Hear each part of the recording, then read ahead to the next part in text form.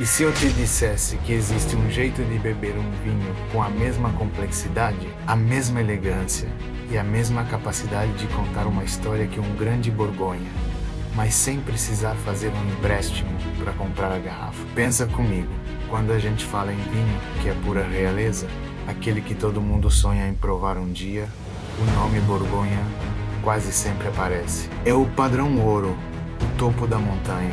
Mas, e se o verdadeiro segredo dos grandes vinhos elegantes e acessíveis não estivesse na França, mas sim escondido aos pés dos Alpes italianos? Hoje, a gente vai mergulhar de cabeça num dos debates mais quentes do mundo do vinho. Seria o Piemonte, essa joia do noroeste da Itália, a Nova Borgonha. Neste vídeo, nós não vamos só comparar garrafas.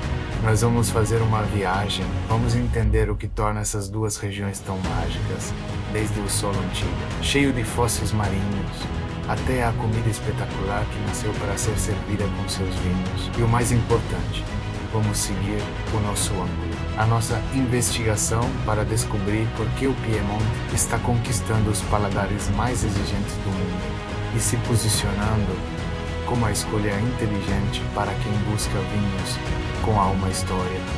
E claro, um preço que faz mais sentido.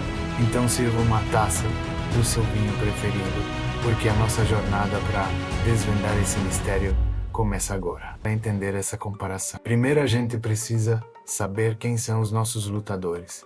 De um lado do ringue, temos a realeza, a referência, a Borgonha. Pense na Borgonha, não só como um vinhedo, mas como um pedaço da história da Europa. Uma região de duques poderosos, de monges que, séculos atrás, já mapeavam cada pedacinho de terra, os famosos climates. É a terra da mostarda de Dijon, de estradas que serpenteiam por vilarejos de pedra e castelos imponentes. E claro, é o berço sagrado de duas uvas, a Pinot Noir e a Chardonnay, a harmonização clássica. Pense em pratos robustos e refinados, como o Boeuf Bourguignon ou um pato confitado. A Borgonha é o sonho, o padrão pelo qual todos os outros são medidos. Agora, do outro lado, diretamente do noroeste da Itália, temos o nosso desafiante, o Piemonte. O nome Piemonte significa literalmente aos pés dos montes. E a imagem é essa mesma. Uma terra majestosa, protegida pela muralha dos Alpes. Se a Borgonha tem os duques, o Piemonte tem a realeza da Casa de Savoia, que ajudou a unificar a Itália. Mas a sua verdadeira nobreza está na terra. É a capital mundial das trufas brancas. Uma iguaria tão rara e perfumada que é chamada de diamante da gastronomia. É a terra das avelãs que viram cremes deliciosos e que, curiosamente, harmonizam de forma incrível com os vinhos locais. A culinária aqui é rica, potente. Pense num brasato ao barolo ou num tajarim com trufas brancas. Percebe? Não estamos falando de uma cópia. O Piemonte tem sua própria identidade. A questão é, será que a sua qualidade na taça o colocam no mesmo patamar da realeza francesa? A semelhança mais profunda entre Borgonha e Piemonte não está na superfície, mas sim debaixo da terra. Há milhões de anos, um oceano antigo cobria grande parte da Europa. Quando as águas recuaram, deixaram um presente, um solo riquíssimo em calcário e marga, cheio de sedimentos e fósseis marinhos. Esse solo é o segredo. Ele força as videiras a sofrerem, a buscarem nutrientes no fundo da terra. E é esse sofrimento que gera uvas com uma complexidade, uma mineralidade e uma acidez vibrante que são a marca registrada dos grandes vinhos. E é nesse palco geológico que brilham as nossas estrelas. Na Borgonha, a Pinot Noir, uma uva delicada, temperamental, de casca fina, que reflete, como nenhuma outra, as mínimas variações do terroir. Ela entrega elegância, aromas de frutas vermelhas, notas terrosas e uma textura sedosa. No Piemonte, a resposta se chama Nebbiolo. O nome vem de nébbia, névoa, que cobre as colinas na época da colheita. Assim como a Pinot, a Nebbiolo é uma uva difícil, que amadurece tarde e exige locais privilegiados, mas a recompensa é imensa. Ela tem a mesma capacidade de refletir o terroir, mas se expressa de forma diferente, com taninos mais potentes, uma acidez igualmente alta e aromas que vão de rosas e cerejas, alcatrão couro e folhas secas com o tempo.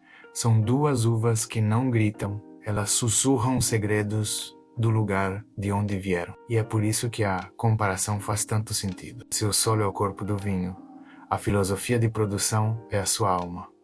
E aqui, Borgonha e Piemonte compartilham a mesma alma. Na Borgonha, existe o conceito sagrado de climate ou cru. Cada pequena parcela de vinhedo, às vezes com poucos metros de diferença da vizinha, é mapeada e valorizada por sua identidade única. Um vinho de Cluse de Vosgeot é diferente de um de Romanée-Conti, mesmo que estejam próximos. Por muito tempo, achou-se que só a Borgonha tinha esse nível de detalhe, mas o Piemonte sempre teve isso em seu DNA. E nas últimas décadas oficializou. Para os barolos e barbarescos, eles criaram as menzioni geographicae aggiuntive, ou nomes como Canubi, Brunat, Cerecchio em barolo, ou Asili e Rabajá em barbaresco. São os grandes crus do Piemonte. São a prova de que o produtor piemontês também acredita que a mágica não acontece na cantina, mas sim naquele pedacinho específico de terra. Essa obsessão pela origem, por expressar um único vinhedo, é o que eleva as duas regiões ao panteão dos grandes vinhos do mundo. O fator decisivo até agora, vimos que o Piemonte tem o solo, a uva e a filosofia para competir em pé de igualdade. Mas é aqui, no mundo real, na hora de passar o cartão, que o jogo vira.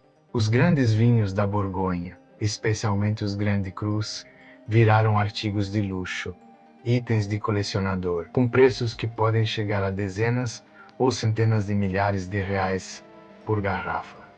Eles se tornaram inacessíveis para a maioria de nós. O Piemonte, por outro lado, vive um momento de ouro. Seus melhores vinhos, os barolos e barbarescos de Emiguiás renomadas, não são baratos, claro. São vinhos de classe mundial, mas eles ainda entregam uma relação entre qualidade e preço que a Borgonha simplesmente não consegue mais oferecer.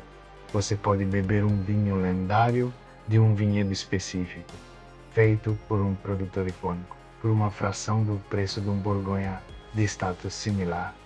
E por que isso está acontecendo agora? Porque uma nova geração de produtores no Piemonte está combinando o respeito pela tradição com uma visão de futuro, focando em qualidade e sustentabilidade. E porque nós, consumidores, estamos mais curiosos, buscando vinhos com história e autenticidade. O Piemonte não está tentando ser a Borgonha. Ele está simplesmente mostrando ao mundo o seu próprio valor inquestionável. Voltando à nossa pergunta inicial. O Piemonte é a nova Borgonha? A resposta, na minha opinião, é não. E ainda bem, não é uma nova Borgonha, porque o Piemonte sempre esteve lá, com sua própria identidade, sua história e seus sabores únicos. Ele não é um substituto, mas sim um paralelo, um universo igualmente complexo e fascinante. Ele oferece a mesma busca pela elegância, a mesma obsessão pelo terroir e a mesma capacidade de evoluir por décadas na garrafa. A grande diferença é que ele faz tudo isso te convidando para a festa, em vez de te deixar do lado de fora, olhando pela janela. O Piemonte se consolidou como a escolha inteligente e apaixonante para quem busca o máximo de qualidade e complexidade, sem a especulação financeira. É um reconhecimento de que a excelência tem mais de um endereço. Mas essa é a minha visão. E você? Já se aventurou pelos vinhos do Piemonte? Acredita que ele merece esse lugar ao lado da Borgonha? Deixe sua opinião aqui nos comentários.